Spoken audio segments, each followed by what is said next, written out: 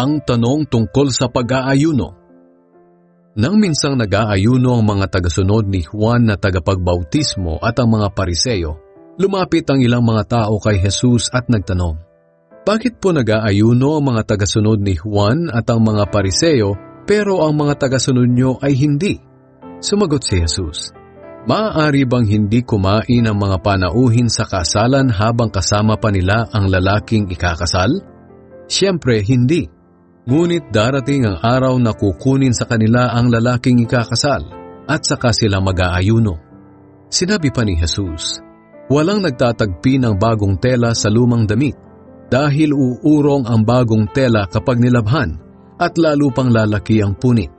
Wala rin naglalagay ng bagong alak sa lumang sisidlang balat dahil puputok ang sisidlan at matatapon ang alak at pareho itong hindi na mapapakinabangan.